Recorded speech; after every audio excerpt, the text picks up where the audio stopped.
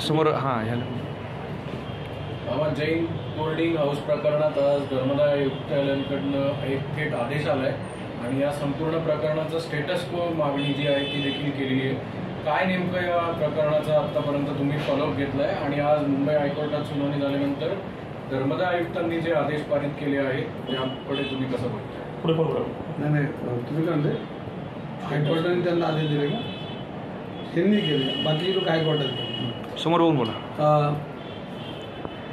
Jain boarding house बोर्डिंगच्या जागेबद्दल जे धर्मदाय आयुक्त मुंबई अमोक कलोटी यांनी आणि खासदार मोहोळ यांनी संगनमताने हा अहवाल पूर्ण केला आणि याच्यामध्ये अनेक त्रुटी आहेत. जर हे कलोटी साहेब जे आहेत हे धर्मायुक्त आहेत आणि ह्यांना जर हे समजत नसेल तर आपण कुठल्या दिशेला काम करतोय, आपण संविधानाच्या दिशेने काम करतोय का, ह्या सगळ्या ह्याच्यामध्ये ह्यांच्यावर जास्त संशयाची पाल या कलोटींकडे जाते.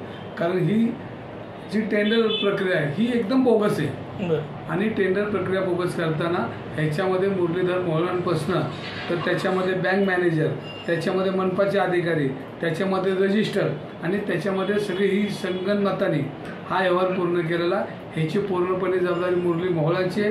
कारण योगायोगाने कोण येत नाही, बँकेचा मॅनेजर जो आहे तो देशपांडे, हा देशपांडे सुद्धा मोहोळांचा मित्र आहे. बुलढाणा व्यायचं काम त्याला मुरलीधर मोहोळांच्या उपस्थितीमध्ये त्यांच्या हस्ते त्यांना उत्तम बँकर म्हणून पुरस्कार दिला होता लोकमान्य बँकेच्या वेळेला.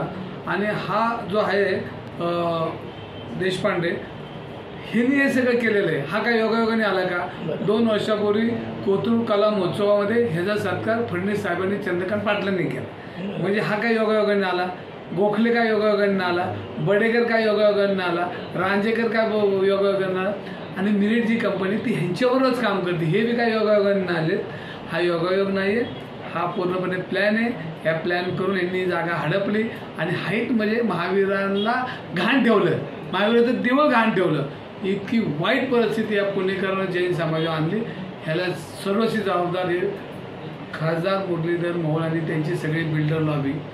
तुम्ही आता म्हणाला की धर्मादाय आयुक्त आणि मुरलीधर मोहोळ यांनी संगनमत करून हे संपूर्ण प्रकरण केलं. तुमच्याकडे काय पुरावे आहेत? तुमची अशी कुठली माहिती आहे की तुम्हाला असं वाटतं की या दोघांच्या संगनमताने हे झालं?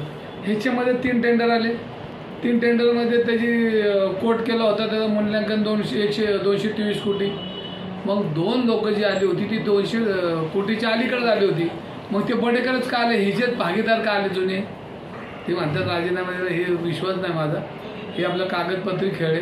मग तोच का आला? बरं तो आला तर मग दोन जर बाद झाले असेल टेंडरमध्ये तर मुदतवाढ एका टेंडरला द्यावी लागते. आणि हे जर त्या मूर्ख माणसाला, कुठल्याही मूर्ख माणसाला हे समजतं, हे धर्मदाय आयुक्ताला का समजत नाही? म्हणजे हे संगनमताने जैन समाज जागा हडपण्याचं काम मुरली मोहोळ आणि ह्यांच्याच हे सगळं त्यांनी आता काहीतरी ऑर्डर केली, हे करा ते करा, काय नाही, हे सगळं खोटं आहे. आता त्या अधिकाऱ्याला खालचा अधिकारी सांगणार का मी चुकीचं तुम्ही केलं म्हणून? ओके, म्हणजे हे सगळं फसवेचा धंदा आहे. ही जागा बरोबर टप्प्याटप्प्याने खायची, हे वातावरण शांत करून द्यायचं आहे. मग कोणाला तरी मॅनेज करायचं, कुठल्या तरी जैन समाजातली काही लोक आपल्याजवळ बोलवायची, मग कुठंतरी मी कसा आहे, मी चांगला आहे, मी वाईट, हे विषय सोडून द्या. ही जागा हा यावर कायमचा रद्द झाला पाहिजे. त्याच्यामध्ये 34 मजल्याच्या बिल्डिंगचा नकाशे बी आलेले आहेत. म्हणजे इतकी पूर्णपणे तयारी झाली, त्याचे रेट ठरलेले आहेत. त्यामध्ये गोखले म्हणतो याच्यात 2700 कोटीच्या पुढचा व्यवहार आहे आणि तुम्ही 230 कोटीला जागा घेताय. पण आजच्या सुनावणीवर काय म्हणतात? आजची सुनावणी कोणी घेतली मी नाही पाहिलं, पण धर्मदाय आयुक्तांनी खालच्या धर्मदाय आयुक्तांनी जे सांगितले ना ते बोगस कारभार, हे लोकांना याच्यात काढण्याचा धांदा आहे. त्यांना नाही कळलं तर ह्यांना कधी काढणार आहे? त्यांनाच नाही कळलं तर ह्यांना कधी काढणार आहे? हे मुरली मोहोळ आणि यांनी संगनमताने केलेला हा बोगस व्यवहार आहे. आणि याची जबाबदारी घेऊन मी नाही त्यात, मी नाही तसा, मी नाही वाईट, मी केला राजीनामा, यांनी सगळा केंद्रीय मंत्रिपदाचा जे त्यांच्या मंत्रिपद राजीनामा द्यायची, याची सखोल चौकशी झाली पाहिजे, ईडी मार्फत झाली पाहिजे. आणि तुम्ही पुणेकरांची जागा खाली लक्षात घ्या.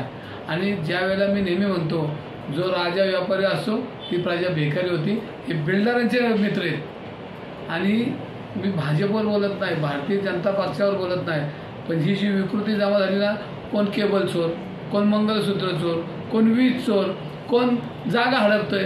अरे काय चाललंय या भाजपमध्ये? आणि हे सगळ्या चोरांची संख्या जास्त वाढली, खरी लोक बाजूला राहिली.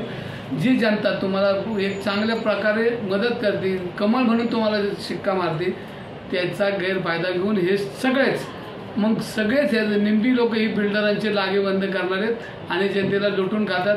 कोण बिल्डिंगाला मदत करतो, कोण 4 फ्लॅट घेतो, कोण मंगलसूत्र चोरतो, कोण टेंडर चोरतो, कोण काय करतं. ही सगळी विकृती भाजपमध्ये संपली पाहिजे. आणि भाजप म्हणून बोलत नाही, मी पुणेकर म्हणून बोलतो की भारतीय जनता पार्टीच्या नेत्यांनी लक्ष घातलं पाहिजे. ही सगळी विकृती संपली पाहिजे, नाहीतर राजा व्यापारी झाला तर जनता बेकार होईल. आज आमचं महावीरांचं दिवस सुद्धा तुम्ही घाण ठेवलं, इतकी तुम्ही खालच्या लेवलला खालच्या टप्प्यात गेला. आज तुम्ही अजून उल्लेख केला होता, याचा संदर्भ नेमका काय आहे? ह्याच्यामध्ये जी जागा हडपण्याचा प्रयत्न केला, हा जागा गोखले बिल्डर आणि दुसरा तो बिल्डर आहे, ह्या 3-4 बिल्डरांनी धुमाकूळ घातला. कोथरूडमध्ये बेकायदेशीर व्यवसाय केलेत, रेरा नसलेल्या बिल्डिंगा विकल्यात. हे समाजाची जनतेची लूट आहे, ह्यांची दादागिरी ह्यांच्याकडं, पैसा ह्यांच्याकडं, बिल्डर ह्यांच्याकडं, पोलीस यांच्याकडं, धर्मदाय यांच्याकडं, बँका यांच्याकडं आणि रजिस्टर बी यांच्याकडे. म्हणून जनतेची लूट चाललेली हे आता बघवत नाहीये. आणि जर तुम्ही जनतेच्या हे लक्षात आणलं पाहिजे. आज महाराष्ट्रातला जैन समाज गोरगरीब त्या ठिकाणी शिक्षण घेतो, मोठा होतो आणि जैन समाज हा कधीपणापुढे हात पसरणार, तो कष्ट करतो. आपल्या माहिती जैन समाज व्यापारामध्ये आणि जो शिक्षणामध्ये एक गोरगरिबांना एक मदत करत असेल आणि त्या समाज जागा. आणि सगळ्यात तुम्ही घाण काय ठेवतं, महावीरांचं देऊळ घाण ठेवलं. म्हणजे तुमची नीतिमत्ता एका बाजूने तुम्ही हिंदुत्व म्हणायचं आणि दुसऱ्या बाजूने देऊळच घाण ठेवायचं. अरे काय तुमचं हिंदुत्व? हे जर दुसऱ्याने केलं असतं तर आज कसले खासदार आमदार राष्ट्रवादी दिसले असते. आता इथं कुठं आमदार बी आहे ना, खासदार बी आहे ना, हा प्रश्न आहे ना. संस्थेच्या मालमत्तेबाबत कुठलाही खरेदी विक्री करू नये असा आदेश जो आहे तो देखील धर्मदाय आयुक्तांनी दिला. त्यासोबत 28 तारखेपर्यंत एक रिपोर्ट जो आहे तो धर्मदाय आयुक्तांनाच पाठवा असं स्वतःच धर्मदाय आयुक्त म्हणाले. हा मूर्खाचा बाजार आहे, हा मूर्खाचा बाजार आहे. हे लोकांना येड्यात काढतात. ह्याची चौकशी केली पाहिजे. हा जो कलोटी अमोक कलोटी ह्याची चौकशी केली पाहिजे. हा सक्षम अधिकारी ह्याला पहिला हाकलला पाहिजे. उद्या त्याच्या कुठल्या तरी जागेवर लात मारून हाकलला पाहिजे. ह्या लायकीचा तो आहे. ठीक आहे. आणि ह्याची चौकशी केली पाहिजे, ह्याच्यावर पहिली पोलीस कारवाई केली पाहिजे. हाच माणूस सगळ्यात नालायक आहे आणि ह्या नालायक माणसाने ज्या सगळी जमीन विकली आणि ह्याला जर टेंडर प्रक्रिया कळत नसेल आणि ती जर तुम्ही मुरली मोहळांच्या सांगण्यावर जर केलं असेल तर त्यांना सगळ्यांना हे भोगावं लागणार आहे. इतक्या दिवस देवाला विकायला यांनी सुरुवात केली. आता हे देव तुम्हाला माफ करणार नाही. आणि लोकांनी लक्षात ठेवलं पाहिजे. सगळ्या युवकांनी महाराष्ट्रातल्या जैन धर्माच्या त्यांनी त्यांच्या तिथल्या आमदारांना खासदारांना निवेदन दिलं पाहिजे. आमची लूट, आमच्या युवकांची लूट, आमच्या देवाला घाण ठेवण्यापर्यंत सगळ्या महाराष्ट्रातल्या युवकांनी जागे झालं पाहिजे. जैन धर्माच्या सगळ्याच लोकांनी, सगळ्याच युवकांनी तिथल्या असणाऱ्या आमदार खासदारांना निवेदन दिलं पाहिजे. यांना अटक केली पाहिजे, यांना जेलला टाकलं पाहिजे. धन्यवाद.